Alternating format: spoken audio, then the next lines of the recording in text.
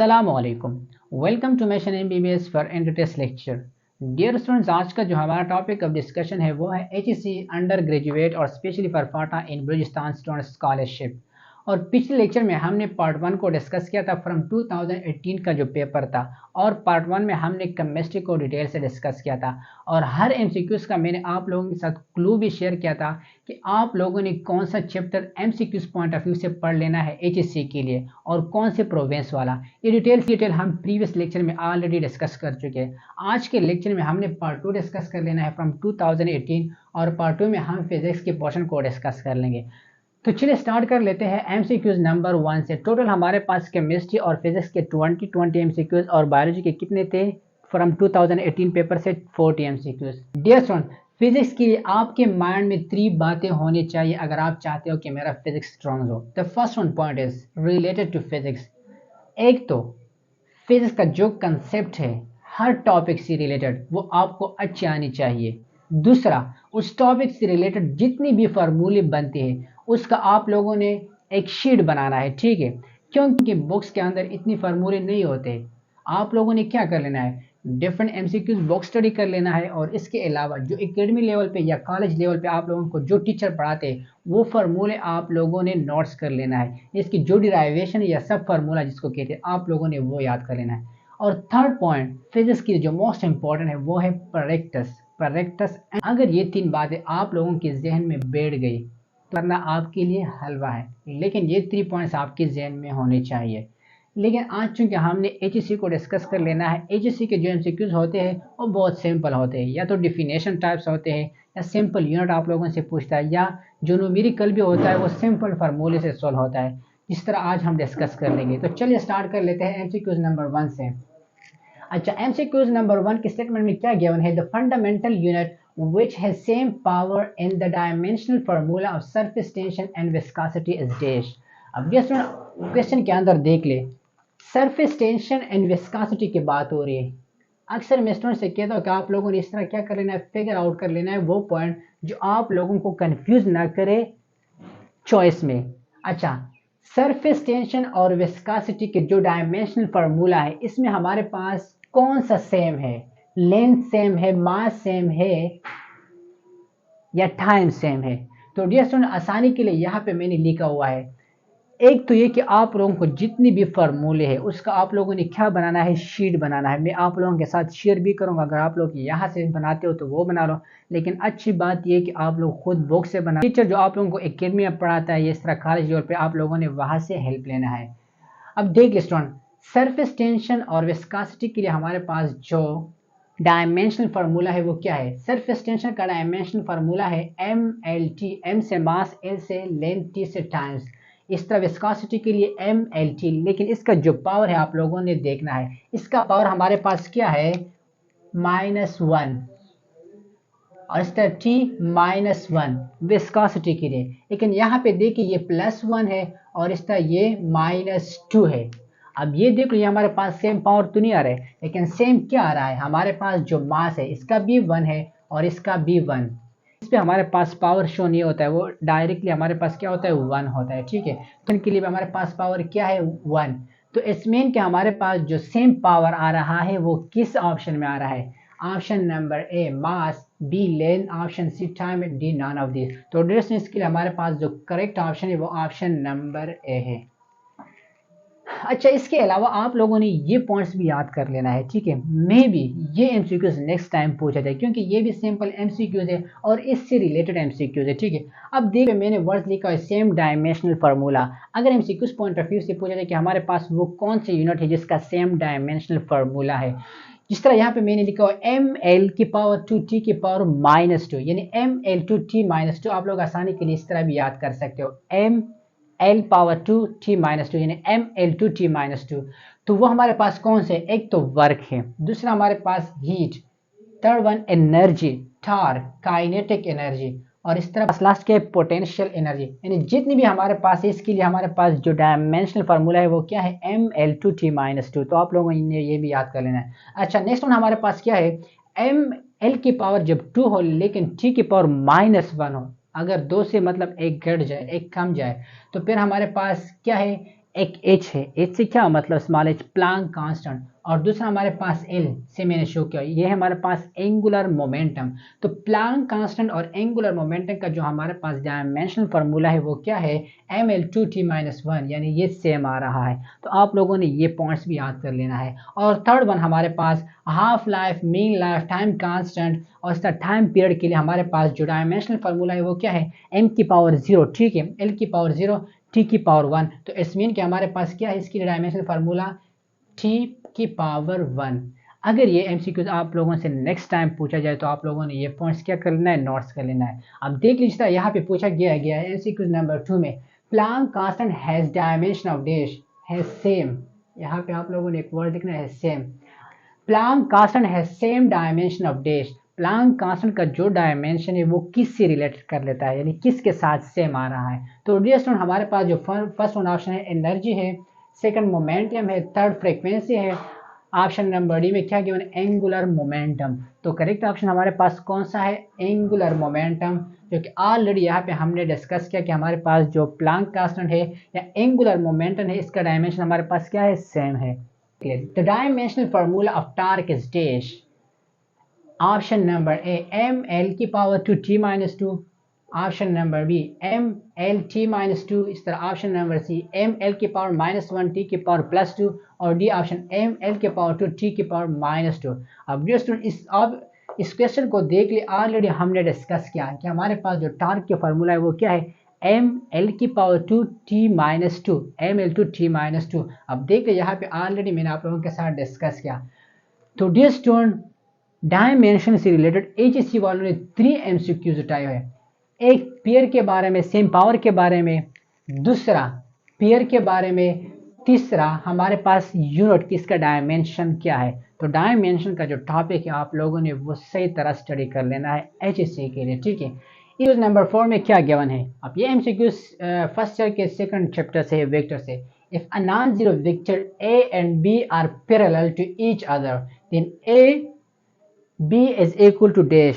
तो dear student हमारे पास a b equal किसका होगा, 0 के या a b के, यहाँ पे डॉट है, ठीक है, या a प्लस b के या a b के।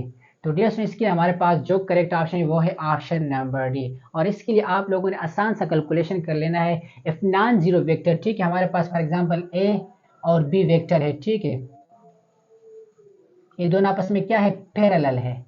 तो इसके दरमियान हमारे पास क्या होगा, थीटा कॉस थीटा होगा, ठीक है। तो ए बी कॉस थीटा, अगर ये दोनों पैरेलल है तो हमारे पास कौन सा करेक्ट ऑप्शन होगा, ठीक है, ए एंड बी। तो हमारे पास जो करेक्ट ऑप्शन है वो आ रहा है ए बी। अब देखो कॉस थीटा 0, क्योंकि हमारे पास पैरेलल है तो कॉस थीटा 0 किसके बराबर है, 1 की। तो ये 1 हो जाएगा और ए बी मल्टीप्लाई करें 1 के साथ, तो हमारे पास करेक्ट ऑप्शन कौन सा आ जाएगा, A B, option number D.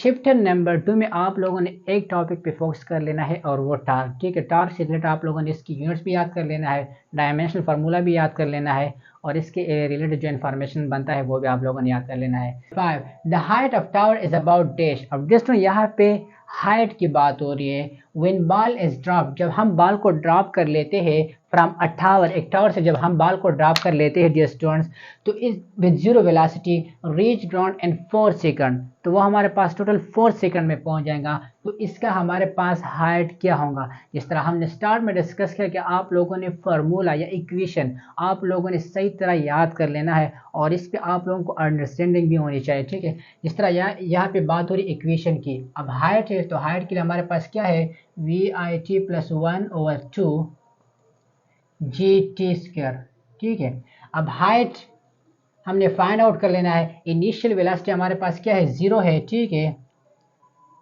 +1/2 ji normally आप लोगों ने पुट कर लेना है 10। आप लोग अकॉर्डिंग टू चॉइस देखना है कि अगर हमारे पास यहाँ पे इशारे में कोई आंसर गिवन है तो फिर आप लोगों ने 9.8 क्या कर लेना है, पुट कर लेना है। लेकिन नॉर्मल अगर इस तरह 124 या 28 आ जाए, इवन में आ जाए, तो आप लोगों ने जस्ट क्या 10 पुट कर लेना है जी को। फिर टी हमारे पास क्या है, 4 की पावर 2। अब 0 ख़त्म हो जाएगा 1/2 10 4 multiply by 4 is equal to 16। ठीक है, अब इसके साथ ख़त्म कर ले 5 16 मल्टीप्लाई बाय 5 80। तो हाइट हमारे पास कितना होगा 80। तो इसका करेक्ट ऑप्शन हमारे पास क्या होगा 80। तो जिसमें आप लोगों ने सिंपल सी इक्वेशन क्या कर लेना, याद कर लेना और फिर पुटिंग कर लेना है। अच्छा, MCQs नंबर 6। अब ये कंसेप्ट से रिलेटेड है, विच of the following statement is not true. अब देख लो यहाँ पे स्टूडेंट, ये बात भी आप लोगों ने नोट्स कर लेना है। जब MCQs में नॉट पूछा जाए तो आप लोगों ने गौर से ऑप्शन को देख लेना है। अब ऑप्शन नंबर ए को देख ले, ये हमारे पास करेक्ट है कि नहीं। फिजिक्स में body can have zero velocity, अगर बॉडी के हमारे पास क्या है जीरो वेलोसिटी हो and still be accelerated, yes हमारे पास क्या होगा एक्सेलरेटेड। तो इस मीन कि ये हमारे पास क्या है ऑप्शन करेक्ट है। ठीक है, जिस तरह यहाँ पे हमने बात की।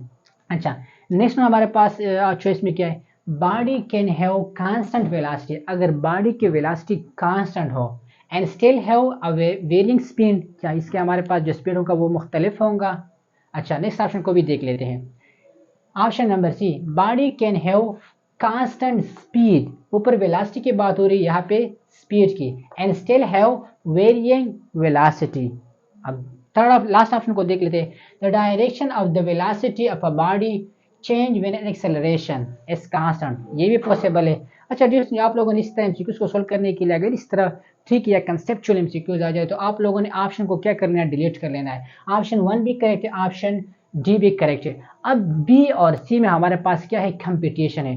तो डियर स्टूडेंट, यहाँ पे अगर आप लोग देख ली कांस्टेंट वेलोसिटी और कांस्टेंट स्पीड की बात हो रही, अगर आप लोगों ने पढ़ा होगा वेलोसिटी और स्पीड के बारे में, ठीक है, स्पीड के बारे में, वेलोसिटी और स्पीड, तो वेलोसिटी हमारे पास क्या है स्केलर, क्या है स्केलर, और स्पीड हमारे पास क्या है वेक्टर, यानी इसका हमारे पास क्या होगा सिर्फ मैग्नीट्यूड होगा और इनका दोनों होगा, मैग्नीट्यूड भी होगा और डायरेक्शन भी होगा। लेकिन जैसे यहाँ पे क्या बात हो रही है, ऑप्शन में देख ले, अगर हमारे पास कांस्टेंट वेलोसिटी होगा तो इसके हमारे पास क्या स्पीड वेरिंग होंगे, तो ये हमारे पास क्या है गलत ऑप्शन है। ठीक है, तो रेस्ट इसमें हमारे पास ये वाला ऑप्शन करेक्ट है और थर्ड वाला ऑप्शन हमारे पास क्या है करेक्ट है। लेकिन MCQs में क्या पूछा गया कि विच of the following is not true, true क्या नहीं है, हमारे पास ऑप्शन नंबर भी ट्रू नहीं है। ठीक है, तो ये था MCQs नंबर 6 से रिलेटेड इंफॉर्मेशंस। अब हम चलते हैं MCQs नंबर 7 की तरफ। नंबर 7 में क्या क्या है, the distance between node and anti node is dash.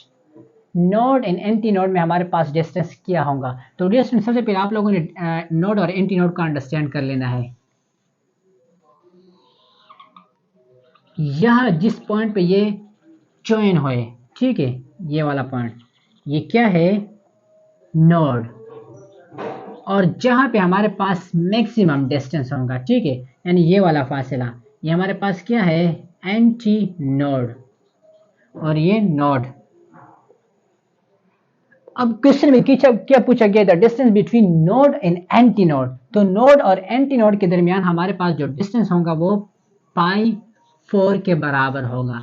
लेकिन अगर MCQs में इस तरह पूछा जाता the distance between node is dash, तो फिर आप लोगों का आंसर क्या होना चाहिए था π/2। लेकिन यहाँ पे दोनों के दरमियान डिस्टेंस पूछा गया है the distance between node and anti node, तो हमारे पास कौन सा करेक्ट ऑप्शन है, ऑप्शन नंबर सी।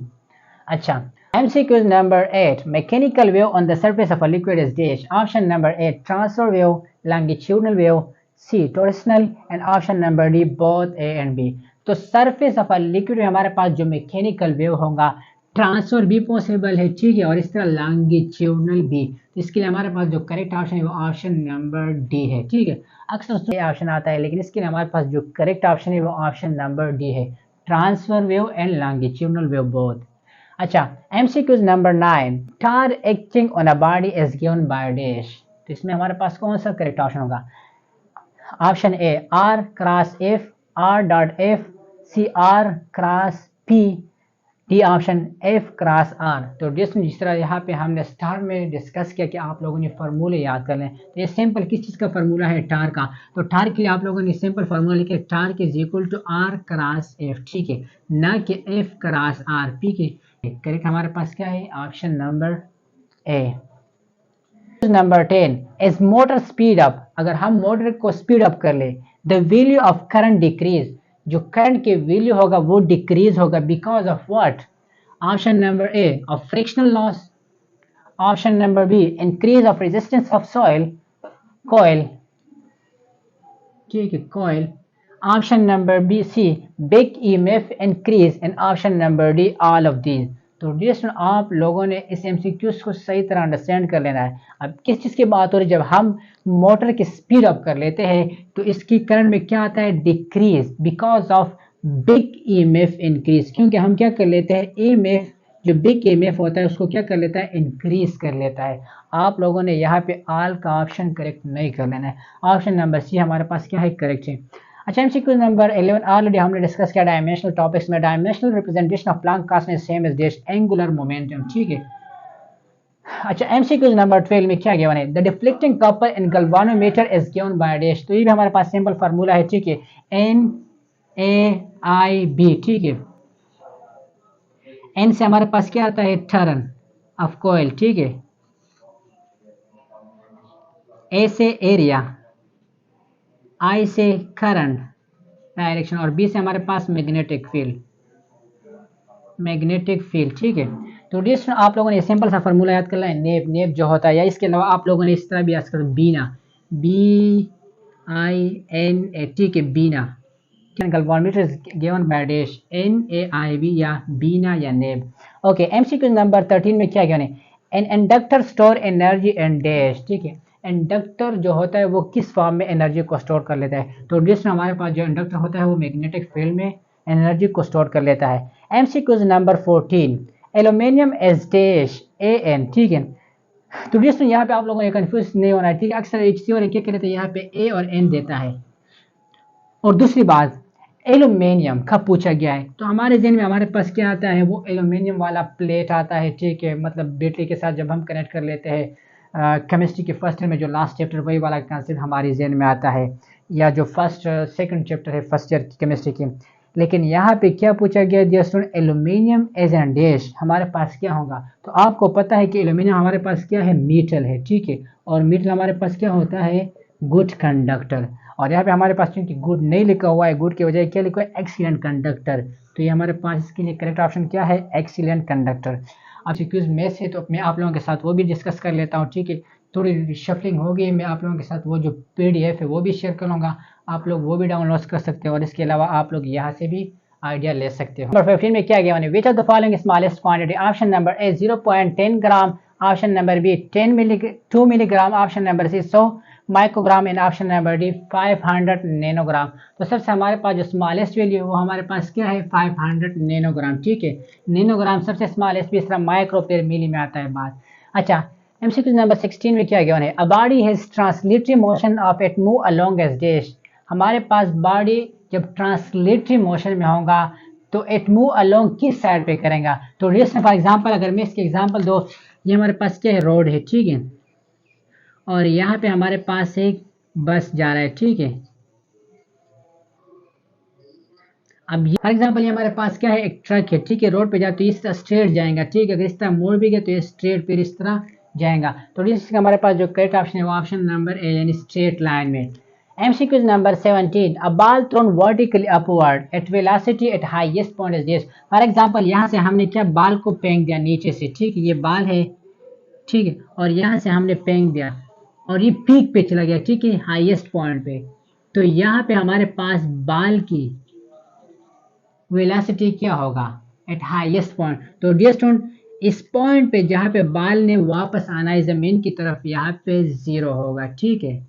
इस टाइम कुछ सेकंड के लिए हमारे पास जो वेलोसिटी होता है वो क्या होता है? 0, यानी पीक पॉइंट पे। इसका करेक्ट ऑप्शन हमारे पास क्या है? Option number A. 19, unit of magnetic induction is dash. हमारे पास मैग्नेटिक इंडक्शन के लिए यूनिट क्या है? तो इसके लिए हमारे पास जो करेक्ट ऑप्शन है वो क्या है? ऑप्शन नंबर ए, टेस्ला। ये यूनिट्स वगैरह भी याद कर लेना है। ये था हमारे पास आज का लेक्चर रिलेटेड टू फिजिक्स 2018 का जो पेपर था। तो इससे आप लोगों को आइडिया होगा कि हमारे पास जो फर्स्ट वन चैप्टर है, ठीक है, फिजिक्स का फर्स्ट ईयर का, फिर नेक्स्ट वन हमारे पास जो वेक्टर है, और थर्ड और फोर्थ, ठीक है, वर्क वाला और इस तरह मोशन वाला, और लास्ट में हमारे पास जो वेव्स वाला है आप लोगों ने वो भी याद कर लेना है। और सेकंड ईयर में आप लोगों ने कौन से चैप्टर याद कर लेना है? फर्स्ट 3 ठीक और लास्ट में भी एक याद कर लेना है, ठीक है, मॉडर्न फिजिक्स से रिलेटेड जितने भी इंफॉर्मेशन है। सेशन इंशाल्लाह मैं आप लोगों के साथ डिस्कस कर लूँगा कि आप लोगों ने कौन सी चैप्टर को याद कर लेना है एचएससी के लिए। आप लोगों को आइडिया भी हो जाएगा, तब तक आप लोगों ने ये टेस्ट क्या कर लेना है, सोल्व कर लेना है और इस तरह इन चैप्टरों पे प्रैक्टिस कर लेना है, ठीक है।